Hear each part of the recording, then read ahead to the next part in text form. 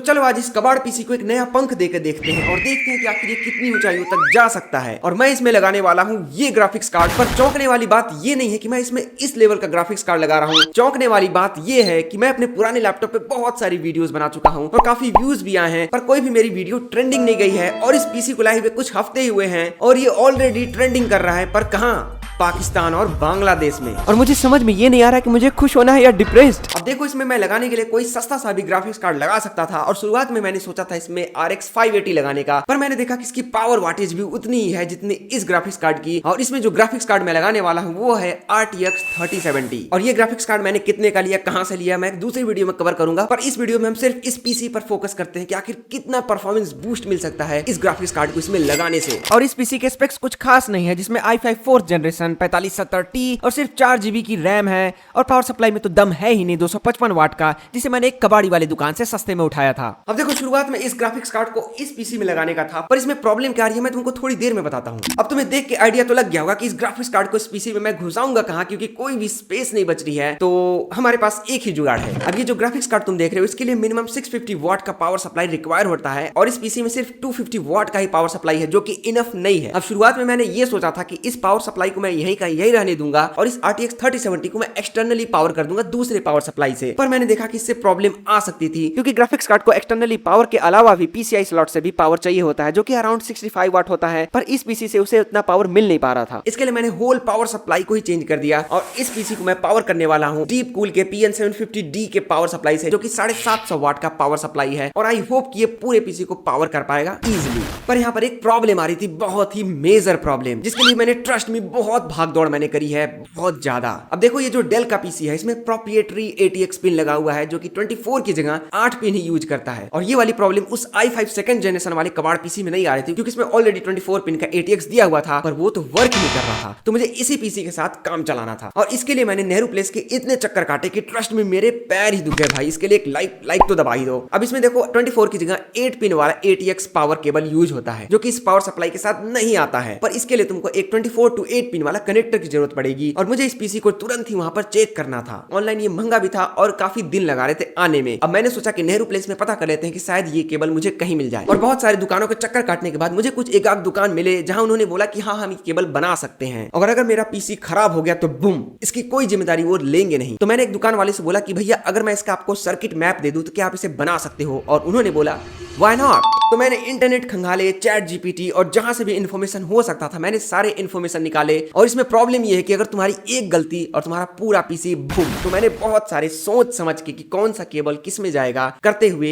एक कनेक्टर तैयार किया और फाइनली ये वर्क कर गया। अब देखो, मैं इसे तुम्हें बता सकता हूँ कि ये कैसे बनेगा, पर इसमें बहुत सारा झंझट है। इससे अच्छा तुम ऑनलाइन ही मंगा लेना। पर यहाँ पर काम खत्म नहीं होता है। तुम्हें इसे स्टार्ट करने के लिए इसके ग्रीन और ब्लैक वायर को शॉर्ट करना पड़ेगा। तो फाइनली ये वाला तो प्रॉब्लम खत्म हुआ, पर एक और प्रॉब्लम सामने आ गई कि इसमें डिस्प्ले आउटपुट आ ही नहीं रहा था उस पीसी की तरह। और यही रीजन था कि मैं उस i5 सेकंड जन वाले पीसी में इस ग्राफिक्स कार्ड को टेस्ट नहीं कर पाया। मैंने बहुत सारी कोशिशें की, विंडोज फ्रेश इंस्टॉल किया, बायोस में ये किया वो किया, पर कुछ भी वर्क नहीं कर रहा था। और इसी सब झंझटों को देख के मैं तुम्हें एक सजेशन देना चाहूंगा कि देखो, अगर तुम्हारा काम लैपटॉप से, गेमिंग लैपटॉप से हो जाता है तो trust me, stick to laptop, क्योंकि अगर तुम नया पीसी भी बिल्ड करोगे तो ट्रस्ट मी बहुत झंझट होते हैं, अनलेस यू वांट परफॉर्मेंस। तो अब बारी आती है इसके औकात चेक करने की कि आखिर इतना महंगा ग्राफिक्स कार्ड लगाने के बाद इस गोचू की परफॉर्मेंस कितनी बढ़ पाएगी। पर उससे पहले मैंने सोचा इसके कुछ स्ट्रेस टेस्टिंग कर ली जाए, राइट, जो कि मैं ऑलरेडी पहले भी कर चुका हूं। घंटों तक मैंने इसे रन किया था, जिसमें मैक्सिमम टेम्परेचर 65, 68 गया था एंड GPU हॉटस्पॉट का अराउंड 78, 79। पर नॉइज लेवल में ये ग्राफिक्स कार्ड एक लेजेंड है। फुल स्ट्रेस में भी इसका फैन स्पीड 50% के अंदर ही रहता था, तो नॉइज का तो इशू आने ही नहीं वाला है। और बाकी का टेम्परेचर हम गेम्स में टेस्ट कर लेते हैं। तो सबसे पहला जो गेम हम टेस्ट करने वाले हैं वो है rise of the Tomb Raider, जिसे तुम सब ने देखा था कि बिना ग्राफिक्स कार्ड की हमें हाई सेटिंग में बेयरली 5 से 6 FPS ही दे पा रहा था। और जब हमने इसे हाई सेटिंग में इस ग्राफिक्स कार्ड के चेक किया तो इसकी performance was way better than I could imagine.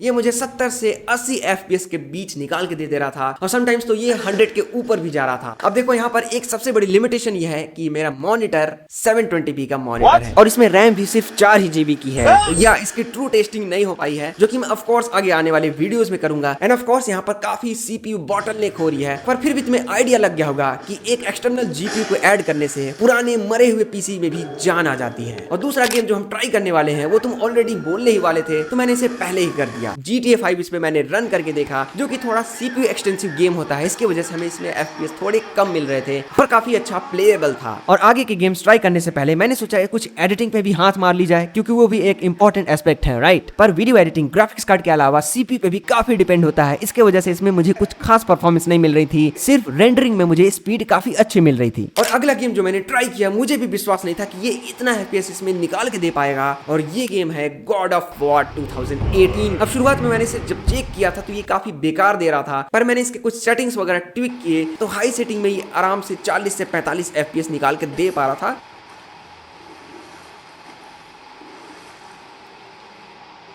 Which is insane for this PC। मैंने देखा कि इसने गॉड ऑफ वॉर को रन कर दिया, तो इस गेम को तो इसे रन कर ही देना चाहिए, और इसके लिए मैंने इस पे RDR2 भी टेस्ट कर लिया, जो कि हाई सेटिंग में तुम देख सकते हो इतना FPS मुझे निकाल के दे रहा था। और ये ग्राफिक कार्ड रे ट्रेसिंग के साथ आता है, जिसकी टेस्टिंग तो हो ही नहीं पा रही है, तो चलो इसकी हम रे ट्रेसिंग की भी टेस्टिंग कर लेते हैं, जिसके लिए हम खेलेंगे साइबरपंक 2077।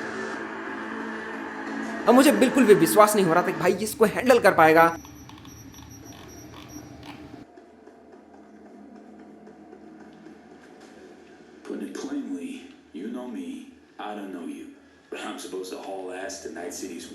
और काफी CPU बॉटलनेक हो रहा था, पर इससे इस ग्राफिक कार्ड की औकात पता चल रही है कि ये किस लेवल का है।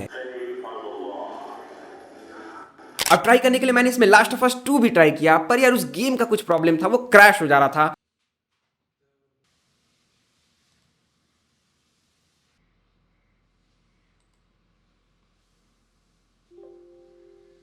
ये कहते हुए कि आपकी वीडियो मेमोरी कम है। आई नो कि 8 GB कम है, पर उतना भी कम नहीं है भाई। गेम की प्रॉब्लम है, क्योंकि ये कंसोल गेम है और इसे पोर्ट किया गया है PC में, तो हो सकता है कुछ इशू आ सकते हैं।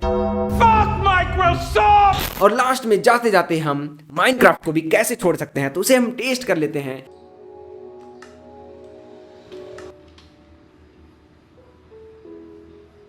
जो कि हाईएस्ट सेटिंग में कुछ अजीब सा ही बिहेव कर रहा था काफी।